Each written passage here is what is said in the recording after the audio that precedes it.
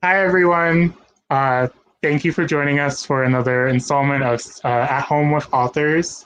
I'm really excited to introduce our two authors for today. Um, we have Adiba Jaigirdar and Alesha Dao.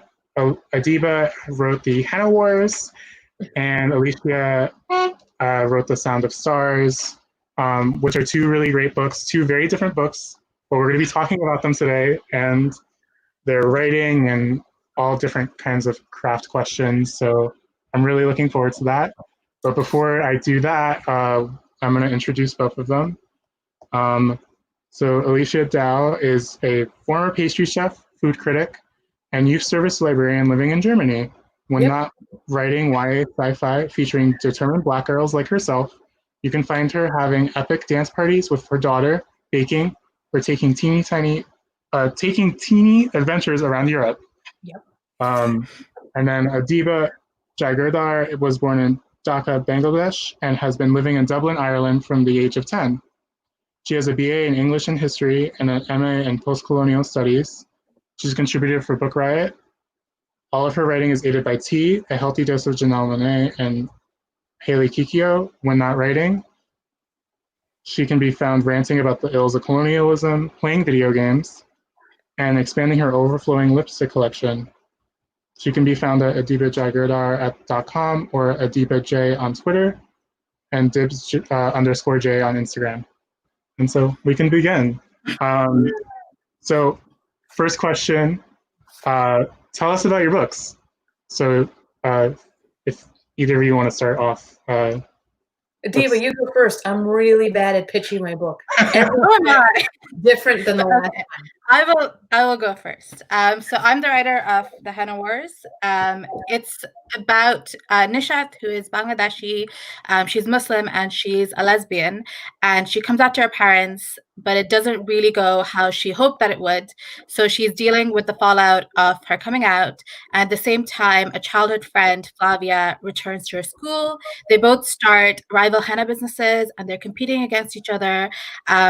But they're also kind of into each other. So Nishat has to navigate her crush, along with the fact that Flavia is kind of culturally appropriating from her, and the fallout from her coming out. Well done. Yeah. It's such a good book. It's such a good book. And you know, when I know I'm supposed to introduce my book, and I'm getting there. But when you read stories that you just fall into really easily, and they're just so well crafted that you never get hung up on words, or you never get like confused about what you're reading. That's one of those books. It's so well crafted from the beginning to the end. Yeah. And I've always wanted to have that talent where you can just like read it and you just go and you just get stuck, you know? I mean, your book is the same, Alesha, so I don't know what you're talking about. I'm still working on it. I'm still working on like obtaining that craft where it's like you just fall into it and you're like, at no point there's no confusion. It's just gorgeous writing. So I feel like for both of your books, though, it's just like there's such, at least for me, and I'm sure for many others, like there's such unique like concepts and ideas that like immediately like I want to read that. Like I want to read these books. And like I need to read these books because they're just so like I don't want to say like one of a kind, but like they're just so like engaging just from their descriptions that like I'm just like really excited to like just get into like the worlds and like environment and just knowing the characters. So I mean, I'm just saying. Thank you. I'm completely in awe with Adiba, and I think anything she writes is going to be wonderful. I'm like the biggest fan. So I feel the same about you. So you need to like pitch your book next, right? Okay. Talk about your book. Hype up your book. All right. I have it here. Whoa. Okay, this is the book, The Sound of Stars. It is a YA sci-fi book. It is about a teen rebel librarian after aliens have invaded and made all art, including books, music, illegal. And a music-loving alien who finds a book from the teen librarian, and instead of turning her in for execution, asks her to help him find more music. And the story progresses where they go on a road trip to save humanity while listening to their favorite songs and reading and talking about their favorite books.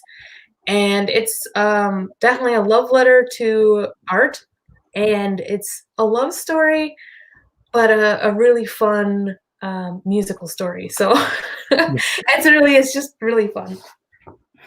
It does sound fun. Like, it sounds fun, and like, again, like I said before, it's like a unique take on like a sci-fi Thank you. book. So I think I had the most amount of fun just writing song lyrics a lot of the time. I really love writing song lyrics, and I didn't know that until I was writing this book. And just writing characters that aren't typically seen in the world, and then just letting them have their best time. I think that was really where I was coming from, and trying to find hope in the darkness. yeah. Before I get into actually the next question, because I forgot to mention this at the beginning, you can buy both books from us at astoriabookshop.com. If you are local to our store, we do curbside pickup.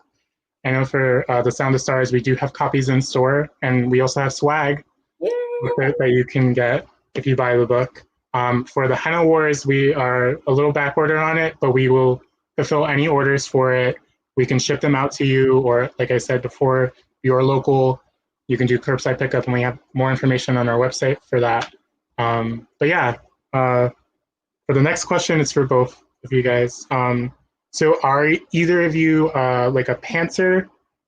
Like, you plot as you go, like as you write, or do you plot out your stories beforehand and then actually write? Well, I'm kind of a both. I'm a planter. I write the first 3 chapters typically without really just a fragment of an idea. And then once I have the idea completely solidified by the end of the third chapter, I will then sit down and plot it if I feel like it. Sometimes it's like midway through the book, and then I'm like, yeah, I have to get back to the plot. So let's do that. But usually I will plot it if I'm really trying to make sure it's cohesive. I can't just pants an entire book. Yeah. It doesn't work for me anymore. Yeah, I'm exactly the same as you, Alesha. I'm a planter. So usually what that means is I have a few things plotted. So I'll have like some stuff in the middle. Usually I know how the book is going to end. And then it's kind of like stringing the story all together and making sure that it's cohesive. So like sometimes I plot a little bit more. So the most I will kind of do is I might do like a beat sheet. But I kind of try to just follow where my story is leading me. So if I think for this story I need to plot a little bit more, then I do that. If I think it's fine, I can just pants most of it, then I do that. So I guess it really depends on the story as well. Yeah, I feel like for either of you, since it's like, I know for the Henna Wars is more contemporary, and like for Sata Stars it's sci-fi, so it's like a little bit of a different approach. But it kind of goes into my next question for like, how do you approach world building, especially for like Adiba, since it's more of a contemporary? Like, do you have to really world build, or do you have to like kind of plan for that? Or in like for Alesha, like how do you like kind of set up the world of like this kind of like setting for the Sata Stars? If you want to start, Adiba.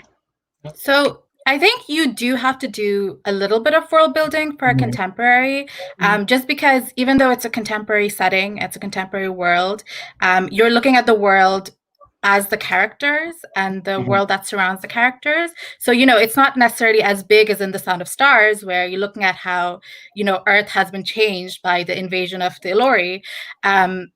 But you're looking at, I guess, these characters like specific spaces, like the school that they attend, like their home life. So the Henna Wars is set in Dublin. So what is Dublin through the eyes of Nishat, who is Bengali and Muslim and lesbian? So it's really like taking pieces of our real world and just making it specific to your characters, and essentially making sure that it feels realistic in the eyes of those characters. For me, it's like, it's sci-fi. I had an idea that I wanted to have a rebel librarian that kicked off the story, and then it became an alien story, and then I just kind of went with it, and that's basically how I write. World building happens as I go. I don't have an entire. I don't even know what a beat sheet is. I'm so sorry. I really should know I've stuff. never heard of that, but I also I've heard it so many times, and I'm like, what is a beat sheet? I'm not that organized of a person. Sometimes I am. When I'm revising, I get really organized. But when I'm writing, I am not organized. I just go with it. I sit down and I write. And when it comes to world building, I want to say, because I write in a way that when I write, I always revise the last few chapters, maybe 5 chapters before I write again. So every time I sit down, I have to revise for an hour, and then I can write again. So that way I stay consistent with however the voice was going throughout. And because of that, I always expound upon the world building as I'm revising again. So by the time I'm done with my book, it's like maybe it's 4th or 5th draft. And then I'm very lucky that I have very good critique partners who can be like, Alesha, you didn't explain that, and you need to explain that. And then, of course, I have a very great editor too, who is just like, Alesha, that you can't just use the word "it" here. You have to be specific. So it helps that you have, no book is ever written alone in a sense. I have people that make sure I stay on track. Whenever I'm writing sci-fi, you have to be really clever to write sci-fi, and I'm unfortunately not as clever as I wish I was. So whenever I get confused, I research, because I'm a former librarian. So I just research as much as I can and try to make reasons as to why what I'm doing makes sense. And that also helps. So that's my world building: research, ask people for help, and just hope for the best. I can't believe they let me write more books. I mean, I feel like you're being too humble. It's like you have a very specific set of skills, and you're using them to your advantage. So don't sell yourself short. You're good at what you're doing. So. I couldn't do what you do, where you said you already have a 4th or 5th draft by the time you're finished drafting. I could not do that, because if I start trying to revise as I'm writing, that book is never getting written. I think it's just that I don't want to get confused as to the voices because I write in dual, almost always exclusively dual point of view. So I have to make sure that the voices are completely different, and that I know exactly where I was going or how I was sounding with each character. So I have to go back and make sure that what I was thinking in this chapter goes over to the next. Otherwise, I'll get totally confused. And I just have to keep it straightforward as possible. I mean, I feel like that's just a very good skill to have, because people really can't pull off dual POVs. You can tell when they can't. But for my next question is for both of you again. So how do you tap into your characters mindset, and also how do you kind of tap to writing for a teen audience and writing teen voices, because none of us are teens anymore, and so that is also a skill to have. So Adiba, if you want to start. So I think the way that I tap into a teen voice is that I'm very fortunate to have a sister who is literally a teenager. So my sister is currently 16 years old. And I speak to her friends and stuff. My sister is she's very annoying. I'm not trying to give her praise or anything. She is here. I talk to her. And I think just having that presence in your life helps develop that teen voice. And I'm also lucky in that I have a lot of cousins, and they're all also very young. Most of them are teenagers now, or they're just getting out of their teenage years. So just being surrounded by a lot of like young people. I'm also a teacher. I teach adults, but they're mostly young adults. So they would be 18, 19 years old. So being surrounded by all of these like young people, young voices, I think that really helps me kind of tap into the teen voice, because I like listen to what they have to say, listen to their experiences, and that just helps me. In terms of getting into my characters' minds, I think I don't really know how to answer that question, because it just kind of happens naturally. Like when I have an idea for a story and I think of a character, the voice usually just comes to me, and the voice is usually very strong, and that makes me want to write that story and write that character. And once I can kind of break into that voice and start writing it, it's difficult to like get out of the character's head, if that makes sense. Yeah. Yeah. I think for me, it's the same with voice. Once that voice is kind of speaking to you into your head, you can get into it. For me, with the Sata Stars, it was very, very easy to get into both Morris and Ellie's minds as characters, and just kind of see them explore the world throughout the story, and how they would think. I knew when I was going into it what kind of person, for Ellie, was what kind of person who at the end of their world would still risk their life to save books and lend them out. And you have to be a certain kind of person for that. And then when you think about what kind of person that is, it really just kind of shaped who she was for me. And for Morris and his kind of just wear his heart on the sleeve and loving his music and just being a real goofball, that was sort of my personality. So I kind of use that, but also the just sort of the altruism and his hopefulness it was something that, you know, he'd have to be that way for him to be that person in that story. For the teen voice, I'm lucky that I'm a former youth services librarian. I studied YA literature in library school, and because of that, I think that really helped me understand my audience. But also having worked alongside teens in libraries has given me a real kind of glimpse into what I think I could offer young adult literature, and how I could kind of write stories for the types of teens that I worked with, and for myself when I was a teen, and what I wanted to read. So I always keep that in mind when I'm writing, is what would I have liked to have read? What kind of story would I have liked I would have enjoyed when I was younger? And what would my patrons like, and what they would enjoy, and what would kind of give them hope at the time. So that's always what's going on in my brain. And, you know, I also think about society now, and how teens are now, and how they're fighting for the future. They're fighting for climate change. They're against climate change, and all of the things they're facing, and to give them characters that understand that struggle and also want to fight for whatever it is they believe in as well. So I wanted to write about what inspires me, and teens today really inspire me. So I hope that I can give that off in the book, and I can give that impression. So I hope. That's like really inspiring.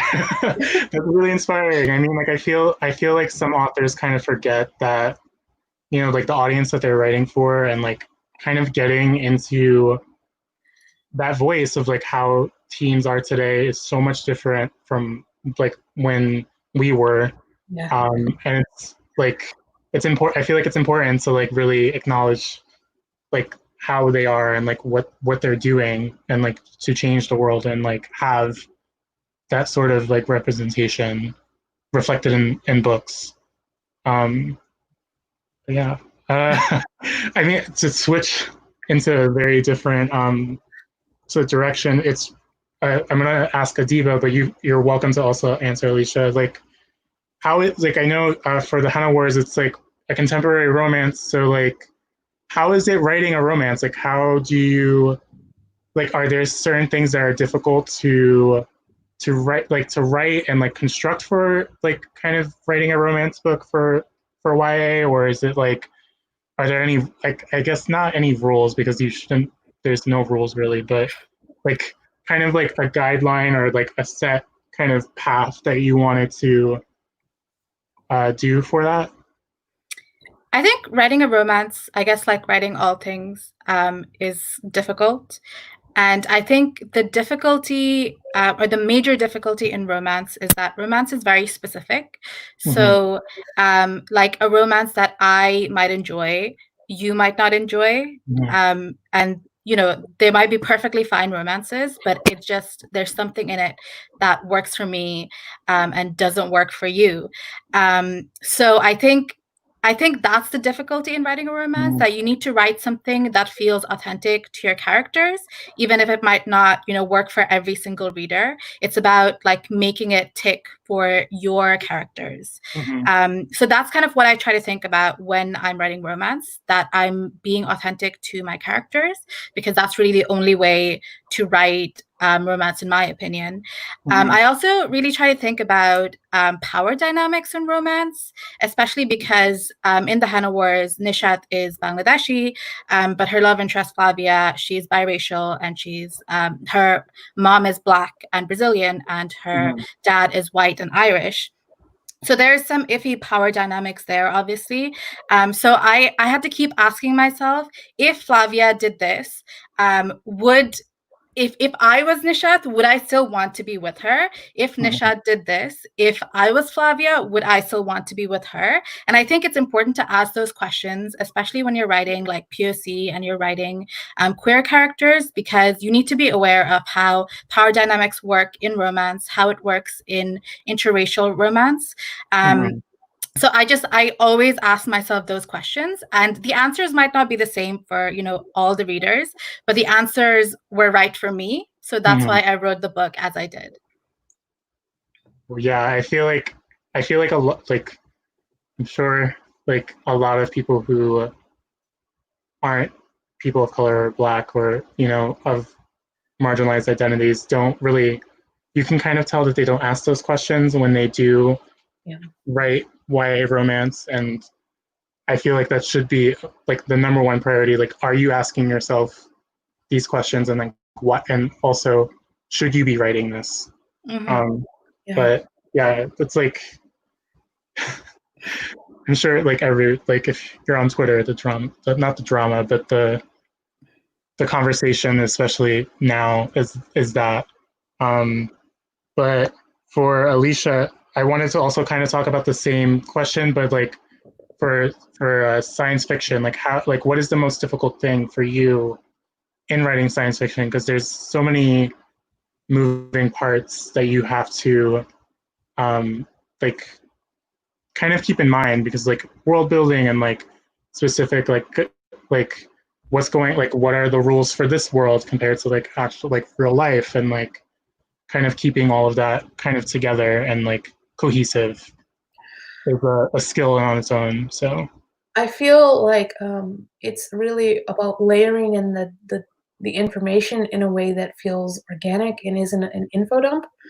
And that's where I struggle, I think, sometimes, because there's a lot more you have to really clarify as to why things are the way they are. And with science fiction, you really have to rely on the science part when it's coming to that. And I'm not a scientist. So sometimes I have to just sit down and read a science book and about why things would work the way they work. And it's fun for me. I really enjoy it. But there are times when I'm like, am I smart enough to write this? Because, you have to really understand how radio waves work sometimes, or how this will work, or how that will work. And, there's not really a definitive answer. I do spend a lot of time asking scientist friends questions and being like, so how would you terraform Earth if you had the technology? And they're like, where did this come from? We're eating dinner, and like, this is not a normal thing to ask.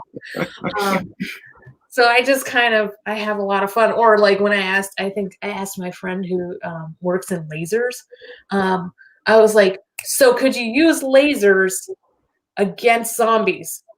Because if you could imagine the potential of like a zombie apocalypse, right?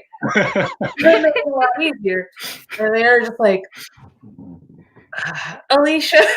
So that's me. That's me in science fiction. I really spend a lot of time thinking about it, layering it in, making sure I stay on track, and also making sure I ask the right questions of anybody who's reading it for me in the beta process, and being like, does that actually make sense, or did it like completely confuse you? Because it's really easy to be vague in science fiction and get away with it. But if you're writing science fiction for young adults, I feel like you shouldn't be vague, because this could be inspiring for a young adult to be like, I really love science fiction and maybe I want to write this, or maybe I want to go into science, and that whole explanation made me more interested. So that's where I'm at, and I really just have to like focus on making sure I make sense a lot. Yeah. I honestly truly appreciate like when science fiction, especially for YA, like kind of delves into like real world like scientific like theory, and like because it really does lead so many people to like be like, oh, that's like really interesting to me, and like actually research it and like get into it. So it's not like just totally like pulling out of thin air, like this is like how it is, and it's like, no, this is actually, it doesn't work. I mean, I've tried to get away with it. You can be lazy, but nobody is going to read it if you are. You really have to do your homework on that. And, like in the Sata Stars, it's like he's going to broadcast this code, which is kind of his own song. And it's like throughout the whole thing, I'm like, well, how would you broadcast it? How does it work? What are the ships going to do? How is this all connected? And it really, there were I had like maybe 3 or 4 drafts where I was like totally confused as to how to make this clear enough without being confusing. And I'm glad I got there, but I got there because I had an editor who helped me, and I had CPs who were like, that's way confusing, just simplify. And whenever I simplify, it always works out better.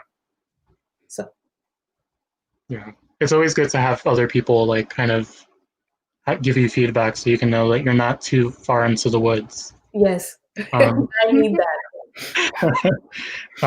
Before I go into my next question, just in case for anybody watching, if you do have any questions for either Adiba or Alesha, you can ask them and we'll get to them at the end. And I'll make sure to get to those, of course. But my next question is I hope a simple one. What is your typical day for writing looks like? Like, how do you kind of get into the mindset of like, okay, I'm going to sit down and write today? So if either of you want to start. Do you have a typical writing day, Alesha? I do not have a typical writing day. I don't have any typical day at all. I didn't think you would, no. Especially because of your daughter. I didn't think you'd have a typical writing day. No, I mean, she's not really helpful in any possible way when it comes to me writing. Like, she will sit on me and my computer and be like, I'm in your face. So that's not going to happen. But when she's off at school or something, I attempt to write. But I have to make a whole ritual first of it where I'm like, and I shall make a cup of tea, and then I shall have like a scone. And then I'll be like, wait a minute, I don't have scones. I should bake a batch of scones first. And I bake a batch of scones, and then it's like already noon by this point, and it's like I have a million scones and my tea is cold, and I'm like, all right, well, I'm just going to sit down and write. And then I go to sit down and write, and then Twitter happens. That's another few hours. So at some point, my brain just clicks, and it's like, you are now in the book. And I'm just backed into the book for a few hours, and I'm lost, and I'm okay, and it works out. But it's never a set time. It just happens when it happens, and I'm glad it still happens. Yeah, I'm like basically the exact same as you because I get very, very easily distracted by so many things. Before the lockdown, if I was finding it particularly difficult to concentrate, I would like go to a coffee shop or something because that obviously eliminates a lot of distractions. But now I can't do that. So what I've been doing is I've been doing like sprints with some of my friends. So we actually do sprints like on the phone. So we'll plan like when we wake up and we're like ready, we eat our breakfast, we're ready. We'll get on the phone to each other and then we'll like do 20 or 25-minute sprints. We'll come back, we'll like discuss what we've done. If we have any issues, we'll work through it. Then we'll like go back and we just try to do that like throughout the day. And that helps us, or it helps me anyway, be really, really productive. Yeah. I feel like so clever. Like, if you ever want to sprint, Alesha, just let me know. I mean, but then I'll be asking you about what you're eating. And I'll be like, oh, do you want me to like make something for you? Or it's like a whole thing because I feel like I have to bake in order for me to work well. If after the lockdown you just want to come to my house and you just bake all the scones and then we eat them and then we like sprint, I'd be okay with that.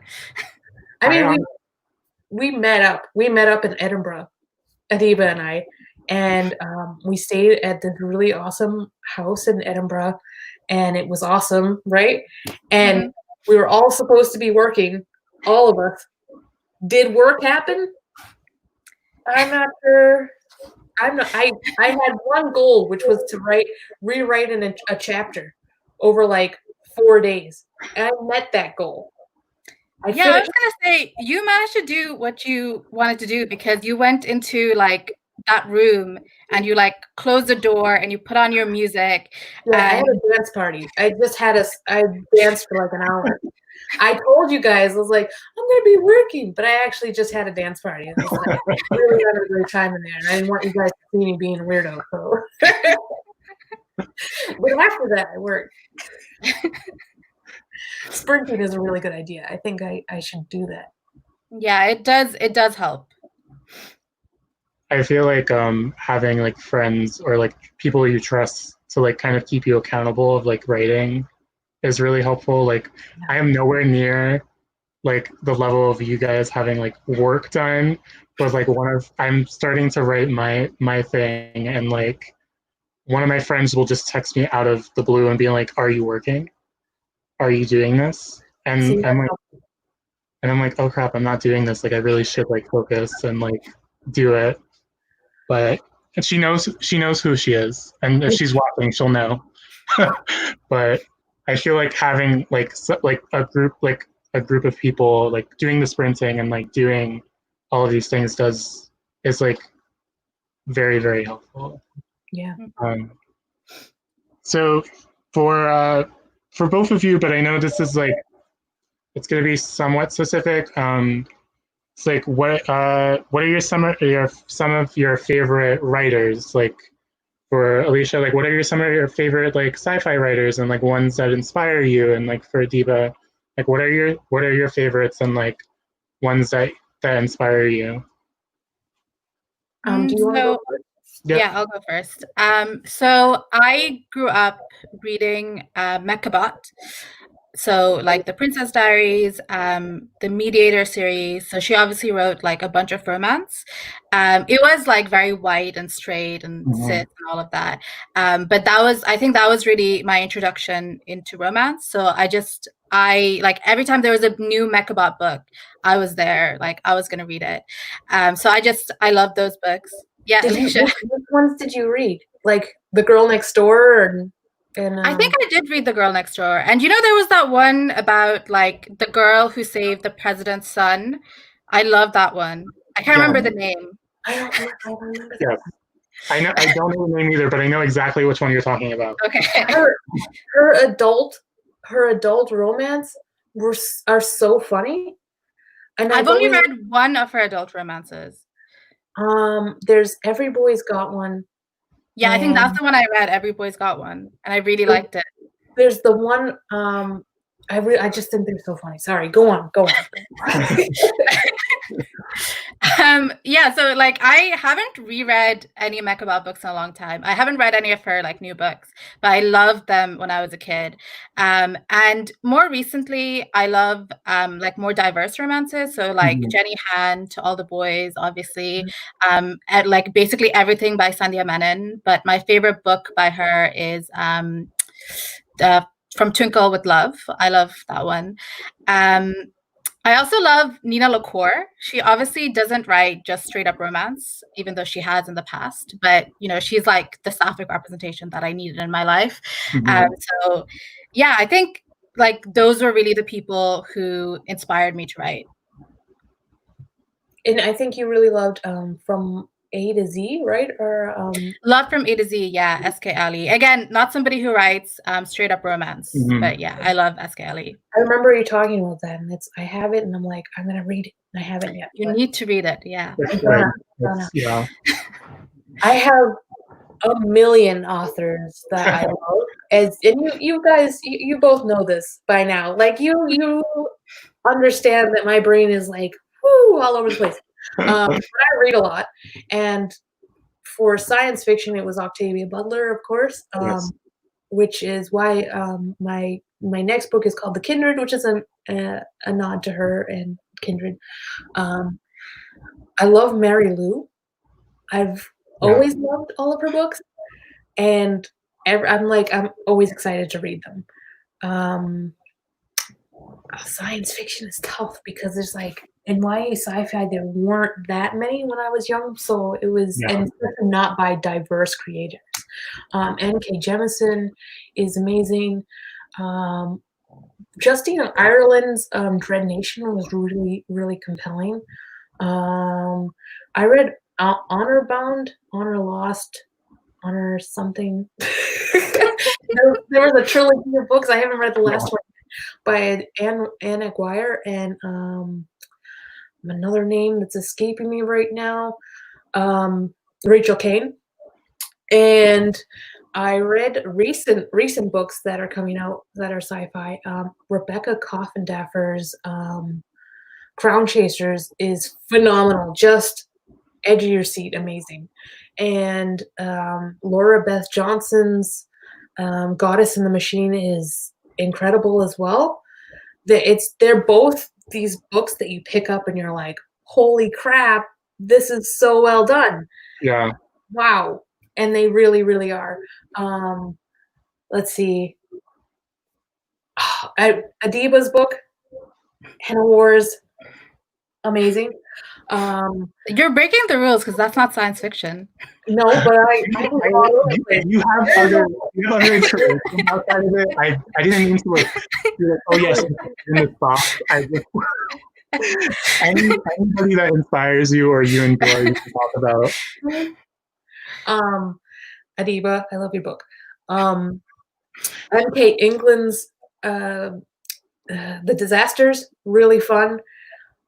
I haven't read any Amy Kaufman and Jay Kristoff books yet, and I don't know why, but I have one on my shelf, and I'm like, I'm gonna get to you, but I end up not getting to it. But I think they're probably good because I mean they've hit the New York Times list and people really love them, so that's on my list.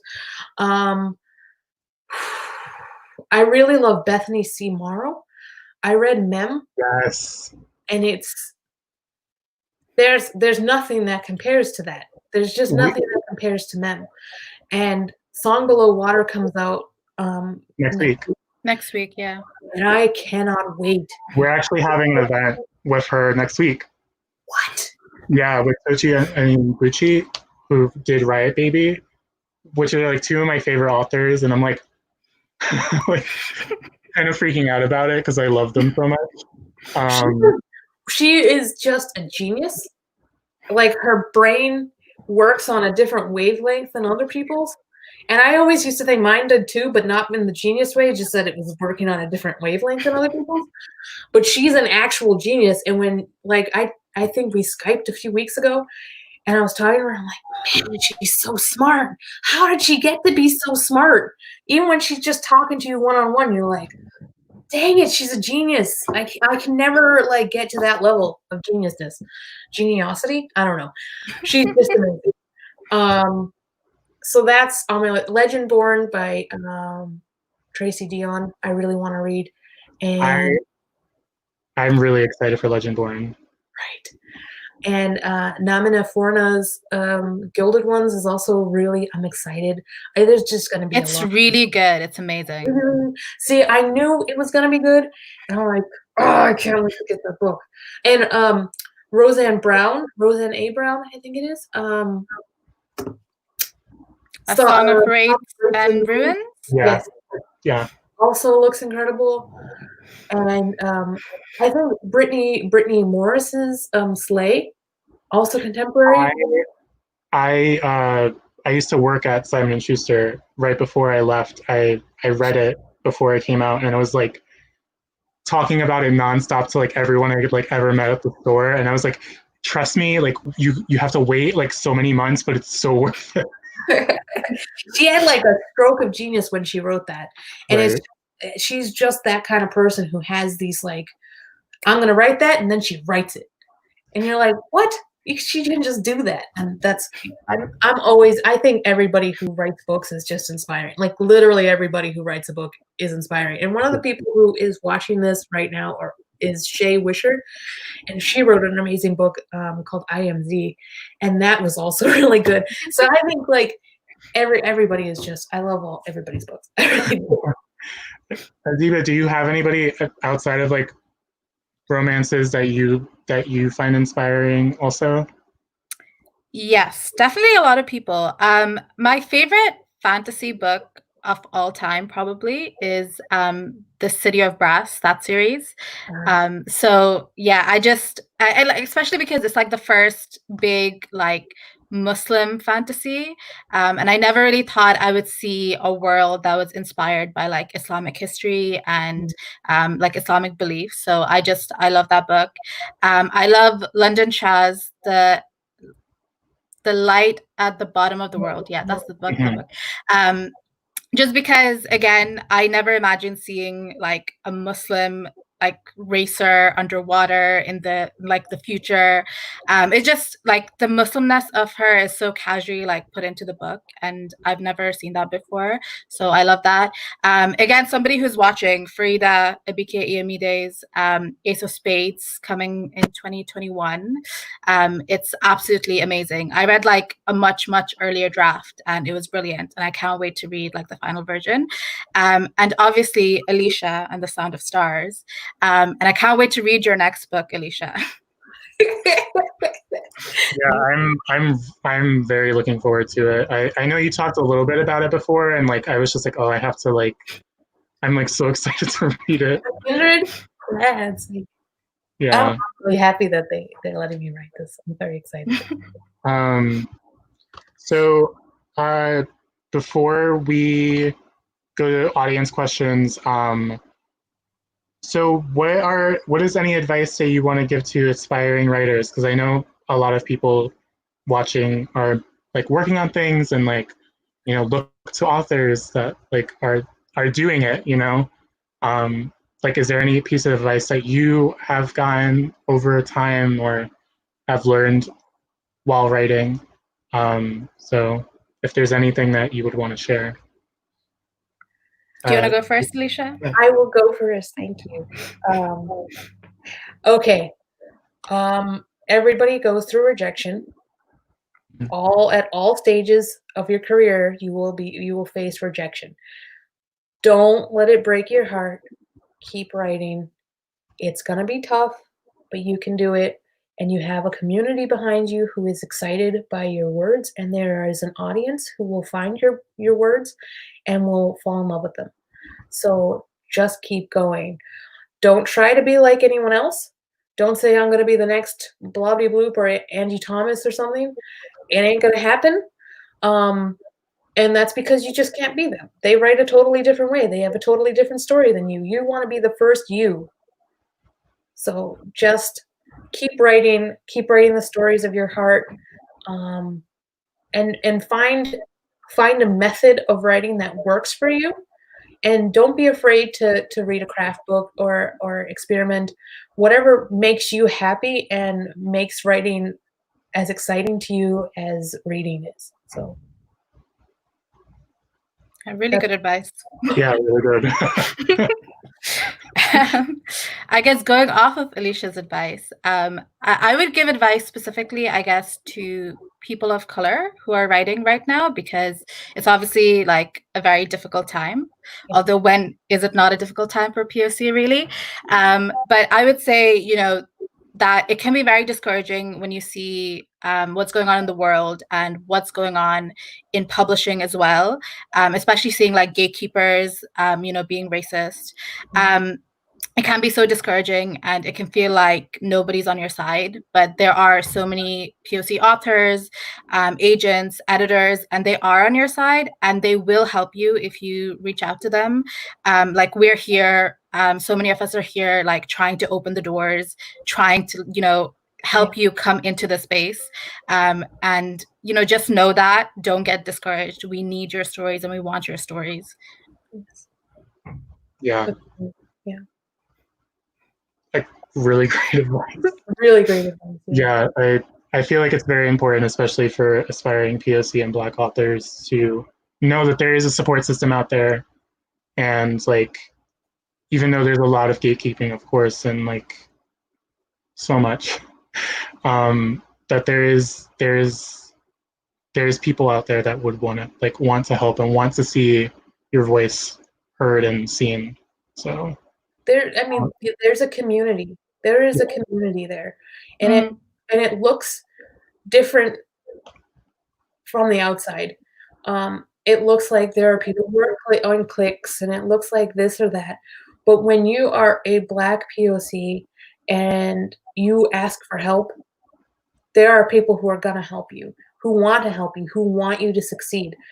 I know that people say there's a competition and you're competing against each other. That has never been in my heart, and it's not something that I believe in. We're all writing books, and we're all going to try to do our best and hope that, especially if we're writing for children and for teens, that we're writing things that are going to be inspiring, and that are going to be relevant. So we want to make sure that we're doing our best and giving the best representation we can for our audience. yeah. And because of that, that means we're going to be a lot more together and united than apart. And I hope that that's what aspiring writers take away and go, okay, I know who I can reach out to, and I can find help if I need it. Yeah. And just to say for both of you, like, I know I've followed both of you, and like I really truly appreciate and love that you are both so transparent about everything. And like, for people like trying to figure it out, like publishing out, because it is very confusing, and like people like Claribel Ortega, who is so helpful to like so many different causes, and like Zoraida Cordova, like also being so transparent about it. And I feel like just that alone is just so helpful.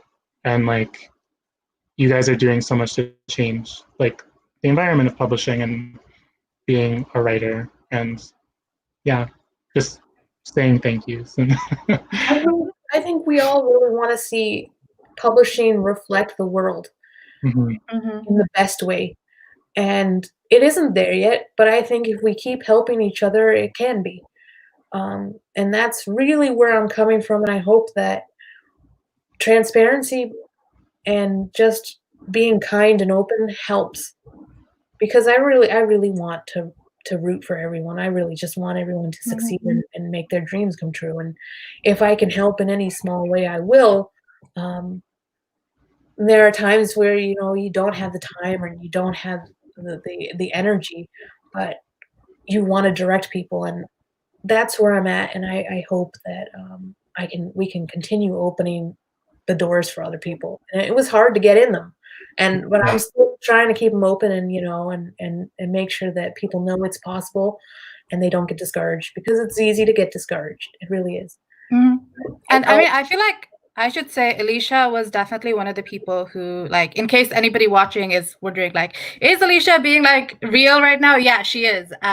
Like when I got like my offers of representation from my agent, Alesha literally like held my hand through the entire process, talked me through it. She messaged me every single day, checked in on how I was feeling. Like, she did so much for me. And she really is, like, she's amazing. So Yeah. I can also attest to that. I feel like just like the amount of like just advice that you give so many people, and like just seeing that, and like even like our own conversation, it's just like you're just doing so much just by doing that. So it's just like a really like compliment fest for both of you. Like I'm just like, these two are really great, and I'm being very honest about that. So Thank you. That was very kind of you. We're all writing together, right? That's what it is, and we just have to support each other. Yeah. So let's go into audience questions. We have one from Lisa that is asking, how much did your book change from after your agent sold it? Which is a very interesting question. So if either Adiba, do you want to start from that? Because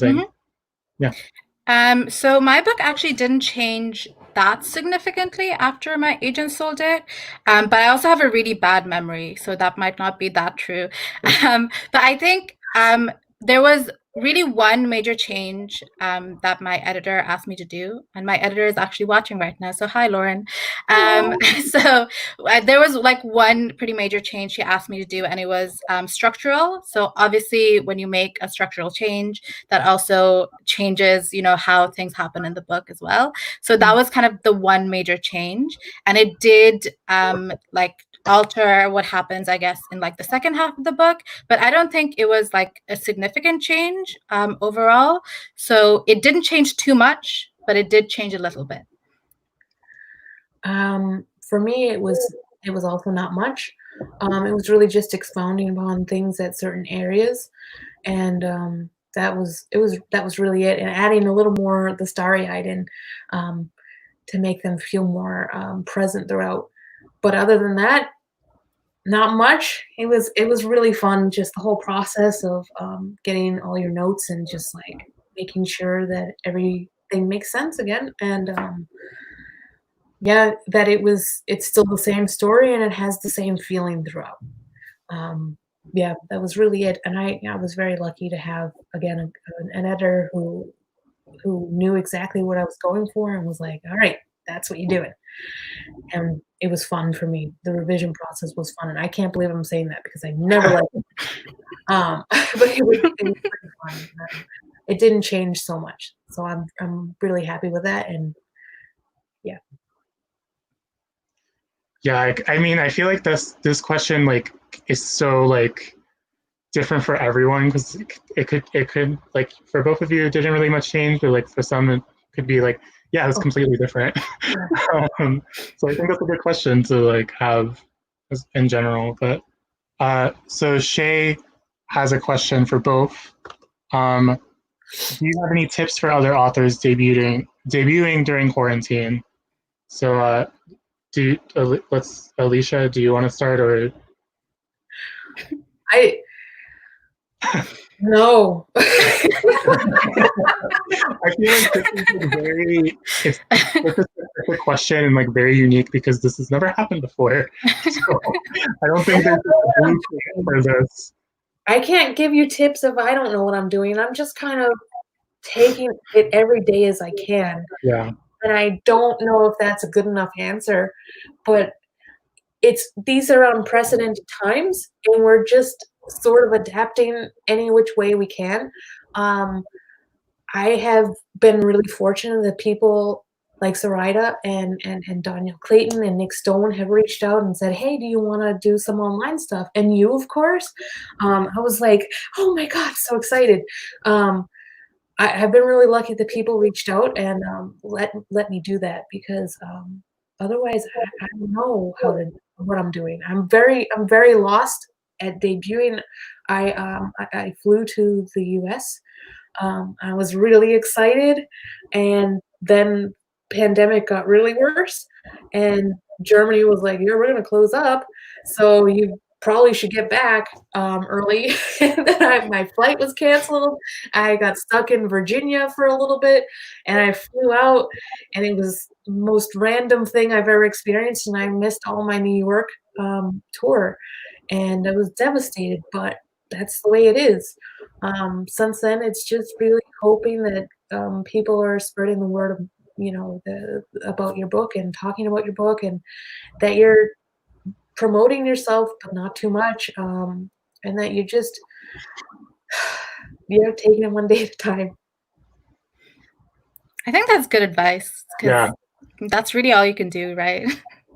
I mean, it's sad, right? It's sad because it's you changing how you expected this to happen for yourself, but the whole world is going through it. So you feel like I can complain about it, but I know that it's so worse for everyone else.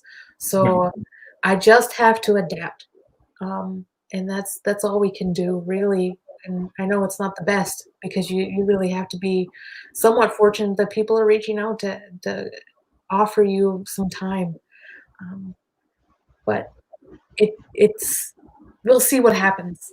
We'll see what happens. That's all we can do. I think it's amazing to see like how the community has kind of come together in a lot of ways to help like debuting authors. Like, for example, the authors who are debuting in 2021, they reached out to so many people in 2020, and they were like, we want to be your author buddy and, help you promote your book. So my author buddy is Anuradha is her name. Her book is American Bettia. It's coming out next year. And, she's been so lovely, like making like graphics for my book, like shouting about it everywhere. And like just seeing that is, so heartwarming. It's amazing. So in terms of tips, I think like I would say exactly what Alesha said, to just like take it one day at a time. But at the same time, I can't say that I feel particularly like sad about debuting at this time, just because I've seen like all of the community support, and even like for my launch week, so many like content creators, like booktubers and bookstagrammers, they agreed to help me launch my book out into the world, and that was amazing. Like doing all of those events and having their support. So I think we're all making the best out of a bad situation, but the community support is there. So that's just great to see. Yeah. I feel like some of the, like, especially the community right now for debuting authors has been like so supportive and like so great. And like, yeah, advice is like kind of like out of the window because no one knows what they're really doing, but everyone's trying. And yeah, so it seems like we're pretty much done for our event today. But before we go, I want to thank you two also again so much for doing this. And you can, for everyone watching, you can buy the Henna Wars and the Sound of Stars on our website at astoriabookshop.com. If you are local, you can do curbside pickup, and we have more information on that on our website. And if you aren't local, you can still order through us, and we'll ship it out to you. It'll be a little slow because we're kind of having a backlog of things to ship out, but we will get them to you eventually. And specifically for the Sound of Stars, we do have a bunch of book swag to go with it if you do order it. And yeah, this was a great event. Thank you guys so much. Thank you. Thank you for having us. Henna Wars. Go buy it. Yes, go buy both books. It's amazing. Promise. See you guys later. Thank Bye. you. Bye.